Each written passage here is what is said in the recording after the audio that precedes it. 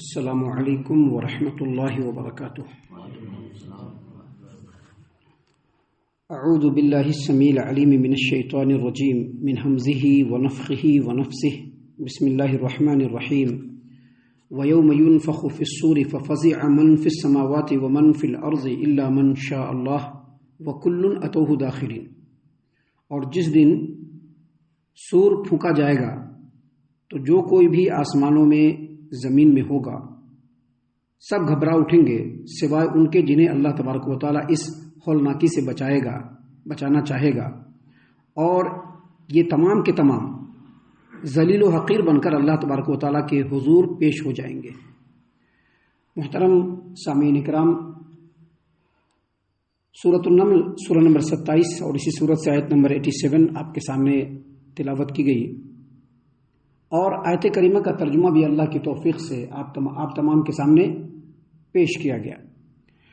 سامعین کرام، اس آیت کریمہ میں اور اس کے بعد جو چند آیات ہیں ان میں اللہ تبارک و تعالیٰ نے قیامت کی ہولناکیوں کا ذکر فرمایا ہے، اور یہ بھی فرمایا ہے کہ جو اس دنیا میں نیکی کا عمل کرے گا وہ اس کے حق میں پیدا ہوگا، اور نیکی کے عمل سے مراد وہ اعمال، چاہے وہ نماز ہو، روزہ ہو، حج ہو، زکوٰۃ ہو، یا جو بھی عبادات ہو یا جو بھی نیک اعمال ہو، قرآن اور حدیث کے مطابق اگر ہے، اللہ تبارک و تعالیٰ کے کلام کے مطابق اگر ہے، نبی کی تعلیمات کے اگر مطابق ہے تو وہ نیک عمل ہے اور وہی قابل قبول ہوگا، اور اسی کو نیک عمل بتلایا جائے گا۔ اور جو بھی اللہ تبارک و تعالیٰ کے حکم کے مخالفت میں ہوگا، جو عمل بھی نبی کریم صلی اللہ علیہ وسلم کی تعلیمات سے میچ نہیں ہوگا، بظاہر دیکھنے میں وہ نیک عمل لگتا ہے لیکن وہ نیک عمل نہیں ہوگا۔ تو ان باتوں کو اللہ تبارک و تعالیٰ نے آگے بیان کیا ہے، جس کو انشاءاللہ پوری تفصیل اور تفسیر کے ساتھ ہم اپنے وقت پہ بیان کریں گے۔ یہاں جو یہ آیت کریمہ ہے اس میں اللہ تبارک و تعالیٰ نے فرمایا کہ جس دن سور پھونکا جائے گا تو زمین و آسمان میں جتنے بھی ہیں سب لرز اٹھیں گے، صرف وہ نہیں لرزے گا، اس کو خوف اور گھبراہٹ نہیں ہوگی جس کے بارے میں اللہ چاہے گا۔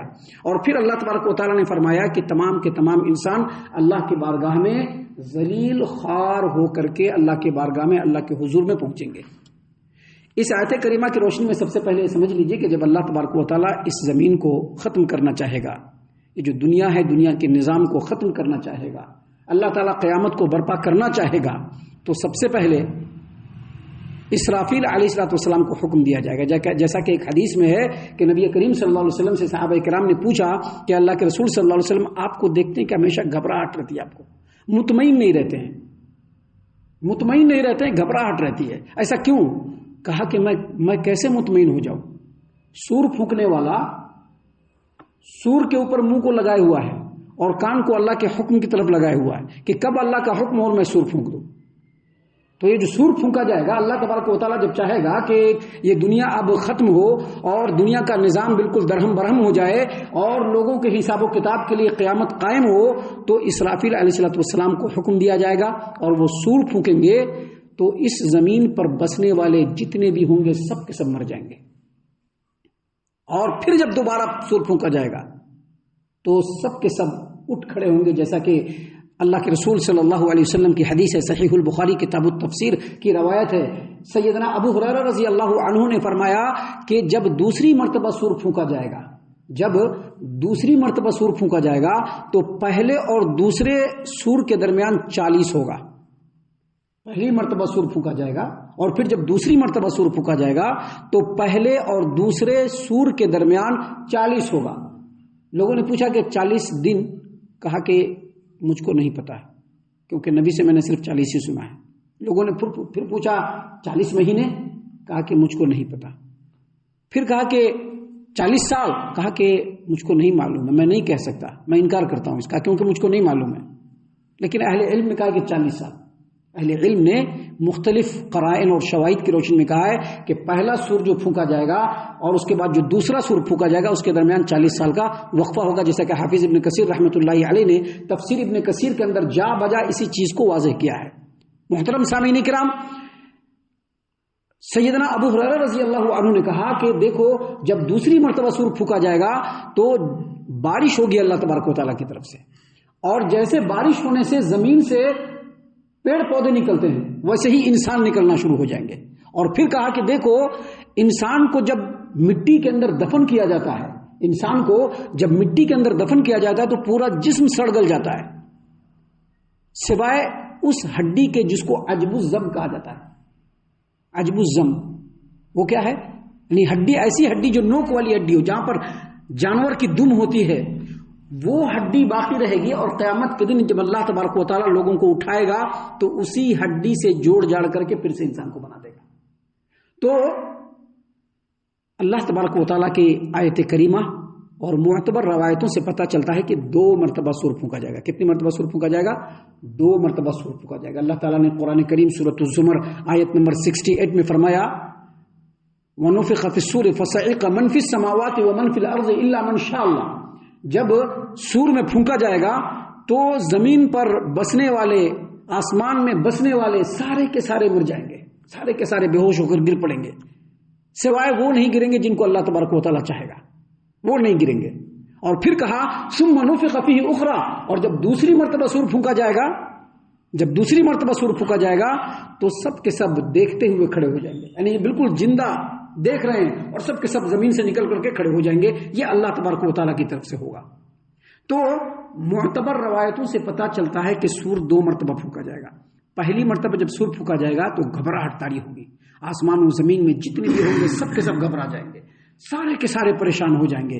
جیسا کہ اللہ تبارک و تعالیٰ نے یہاں پر اس آیت کریمہ میں جو ابھی آپ کے سامنے پیش کیا گیا سورۃ النمل سورہ نمبر 27 آیت نمبر 87، اللہ نے فرمایا وَيَوْمَ يُنْفَخُ فِي الصُّورِ فَفَزِعَ مَنْ فِي السَّمَاوَاتِ وَمَنْ فِي الْأَرْضِ، اور جب سور پھونکا جائے گا تو آسمانوں اور زمین میں جو کچھ بھی ہوں گے سب کے سب گھبرا جائیں گے، الا من شاء اللہ، سوائے ان لوگوں کے یا ان مخلوقات کے جن کے بارے میں اللہ تبارک و تعالیٰ چاہے گا کہ وہ اس ہولناکی میں نہ پڑے، وہ نہیں گھبرا پائیں گے.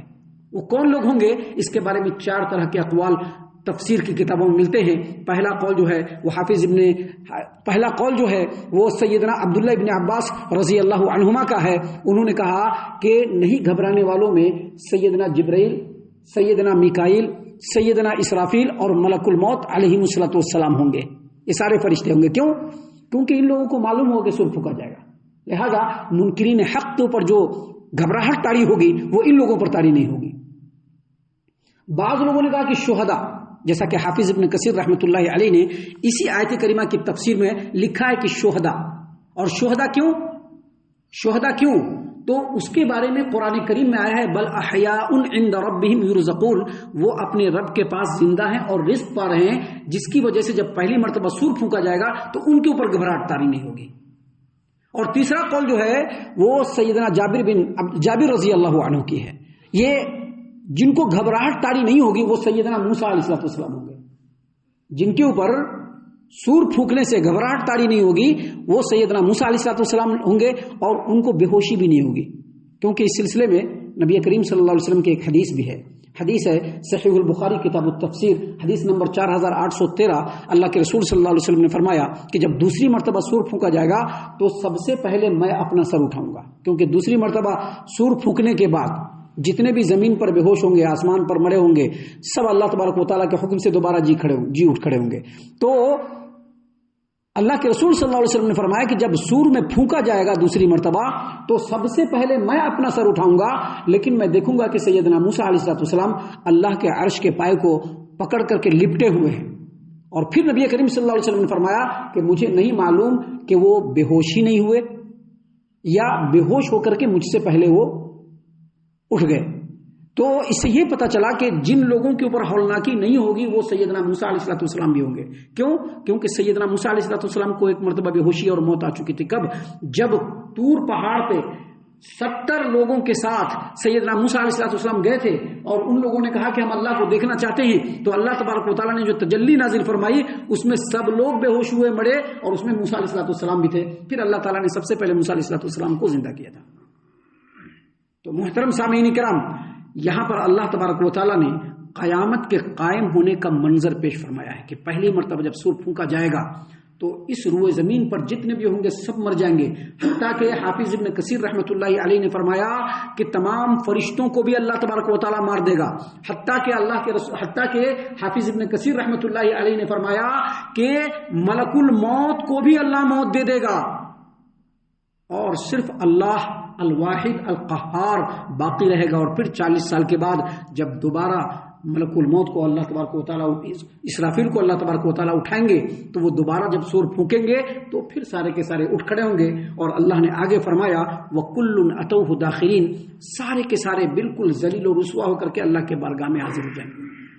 داخرین لفظ کون سا ہے؟ داخرین، یہ دخرہ سے ہے، داخرین جو ہے یہ دخرہ سے ہے، اور دخرہ کے معنی میں 3 صفت پائی جاتی ہے، ایک ذلت، دوسری حقارت، دوسری حقارت، اور تیسرا عاجزی، یعنی عاجزی، ذلت اور حقارت، یہ تینوں صفت پائی جاتی ہے۔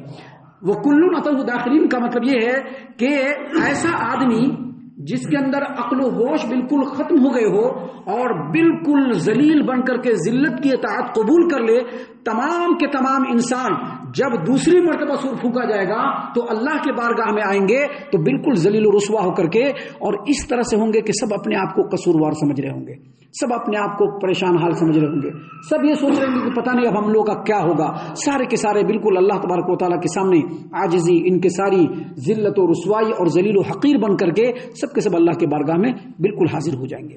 یہ ایک آیت کریمہ ہے۔